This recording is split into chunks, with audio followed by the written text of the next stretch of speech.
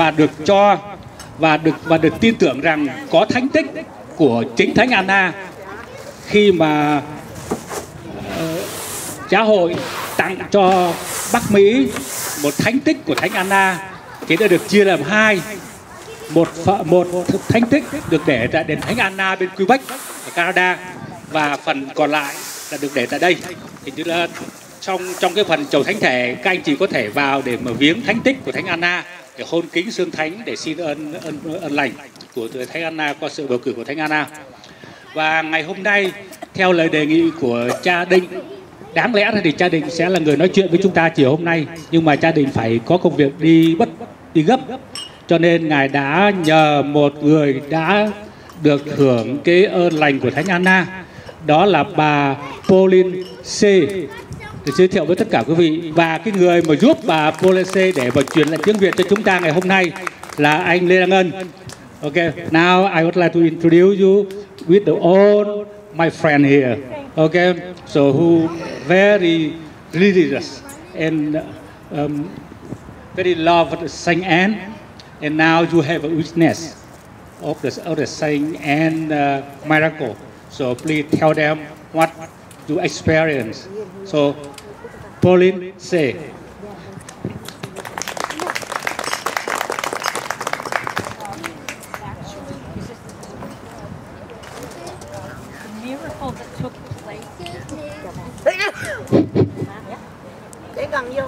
Happened many years before I was born.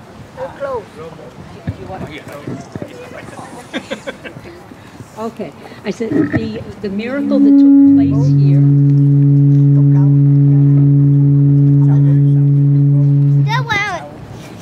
Yeah. Maybe that's. Bà đang nói tới là cái phép lạ là xảy ra từ lâu, nhưng mà bây giờ phép lạ đang xảy ra đây. Bởi vì cái máy bà muốn nói tới cái máy trục trặc là phép lạ bắt đầu xảy ra đó. I have no idea what he said, but that's okay. This area of Fiskdale and St. Anne's Shrine, the area here was settled by French-speaking Canadians, and there was no church in the area. It started off as a little mission church. Bà muốn nói tới là cái vùng đây là cái vùng của một số người di dân nói tiếng Pháp, gốc Indian, và họ đến đây vào khoảng thế kỷ thứ 17, cuối thế kỷ thứ 17, 1879. In 1789, I'm not a public speaker. Is it good? Yeah. Okay. In 1779, a priest would come from Southbridge, a neighboring town, and they founded a parish here, but the church was not built until 1883. Có một linh mục đến từ vùng này về phía Nam, ngài đến đây để lập cái giáo sư ở đây, nhưng mà mãi cho tới năm 1883 thì cái giáo xứ đó mới được hình thành ở đây. There was a woman in town who had been ill for 16 years. She was my grandmother's grandmother, my great-great-grandmother, and she had a particular devotion to St. Anne, as many of the French Canadians did, and the church had already been built. And in 1887, her cure occurred. Bà đang muốn nói tới một phép lạ, mà phép lạ đó đã xảy ra trong một người bà của bà Pauline đây. Bà ấy bị đau liệt 16 năm, và đây là một trong những cái chứng tích đầu tiên mà người bà của bà đã nhận được sau 16 năm bị liệt lại.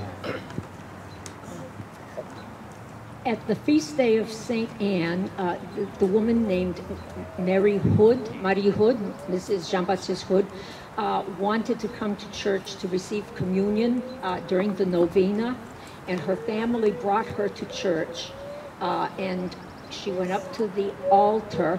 This was in 1887, and her legs and her body were very swollen from the illness that she had. And her shoe, she had a very large shoe because of the swelling in her feet and legs. And when she went to receive communion, her shoe fell off, and she hurried and tried to get it back on.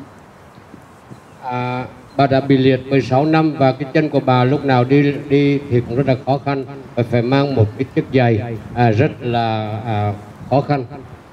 Mãi cho tới khi năm 1887, khi bà tham dự một cái thánh lễ vào một ngày Chủ nhật, thì tự nhiên khi bà bước lên cái bàn thờ thì bà bị té xuống, và chiếc giày thì nó đã không giúp cho bà để mà gượng dậy được. Sau đó thì việc phép lạ đang xảy ra.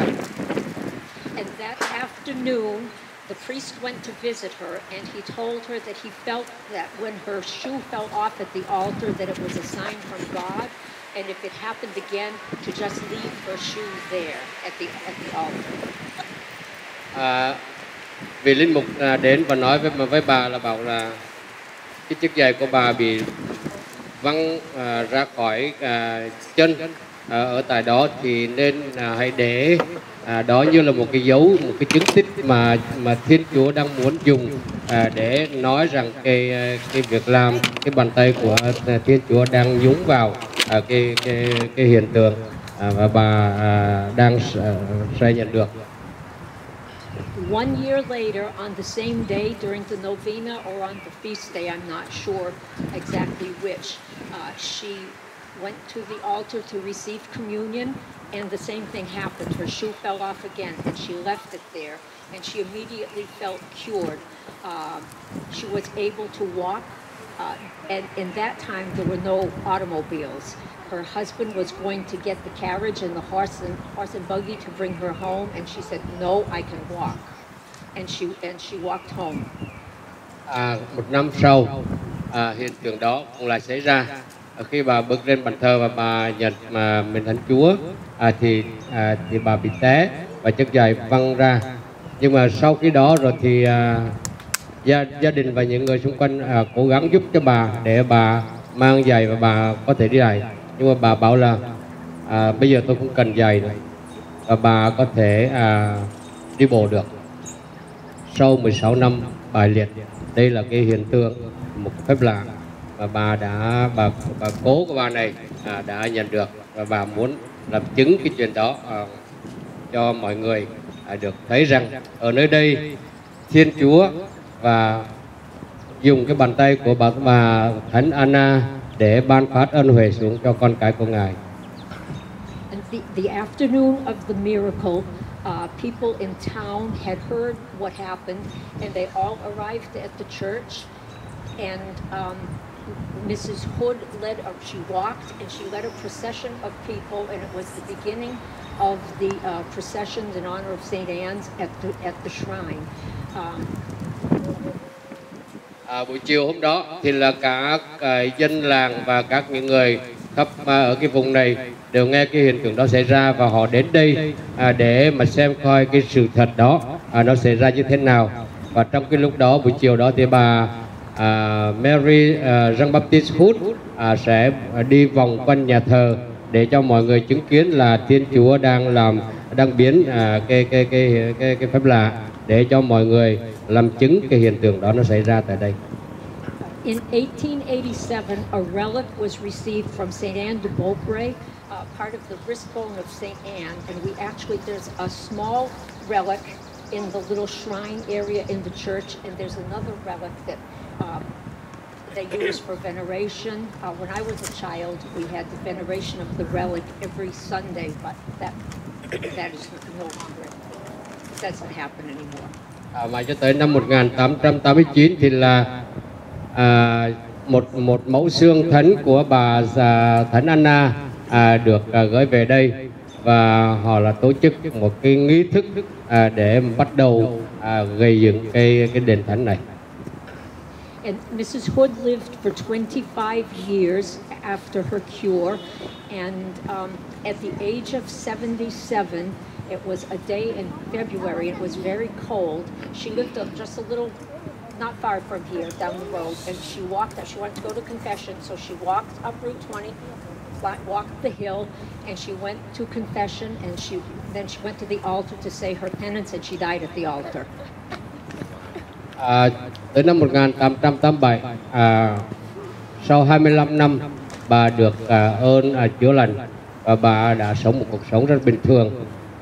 Cho tới cái năm 87 thì bà đi bộ từ nhà đến nhà thờ để mong đón nhận cái confession, bí tích hòa giải, bí tích giải tội, ngày mà bà muốn xưng tội ở tại nhà thờ. Và sau khi xưng tội xong thì bà chết ngay ở tại trong đền thờ. When you go into the shrine area on the right-hand side in church, you see a lot of crutches and things that have been left here through the years from people who came here asking favors to restore their health. We don't know that there's been another authenticated miracle, but there've been many favors obtained for what we know. Quý ông bà và anh chị em bước vào trong đền thờ vào phía bên phải thì có nhiều cái chứng tích để cho thấy rằng là Thánh Anna, và chính qua bàn tay của Thánh Anna, Thiên Chúa đã dùng cái ngài để ban phát ân huệ xuống cho nhiều người. Và đây là một trong những chứng tích mà khi quý vị đi vào trong đền thờ, quý vị sẽ thấy được những cái dấu chứng đó. For many years, I would say up through the 1950s, thousands of people came through the summer, and especially for the novena and the feast day. Now we still have the novena, but we don't have the crowds that we did. We used to have people came in many buses of people, thousands of people. In the 50s, yeah. Vâng, kể từ năm 1950 cho đến nay, hàng năm có hàng ngàn người đến đây để viếng đền thánh và cũng đến đây để xin ơn. Trong cái tâm tình đó thì bà muốn chia sẻ cho mọi người được chúng ta đang sống và đang ở nơi cái không khí thánh của đền Thánh Anna. Xin một lần nữa xin chia sẻ với tất cả quý vị về cái câu chuyện, về cái lịch sử của đền thánh này. Chắc là con dịch được ngang đó thôi. We need another miracle so the crowds will come back. Vâng, yes. Và muốn thấy rằng là hiện tượng và cái phép lạ cũng sẽ đang xảy ra và sẽ tiếp tục xảy ra. Biết đâu trong số chúng ta cũng lại được hưởng cái phép lạ ngày hôm nay. Xin cảm ơn. Thank you.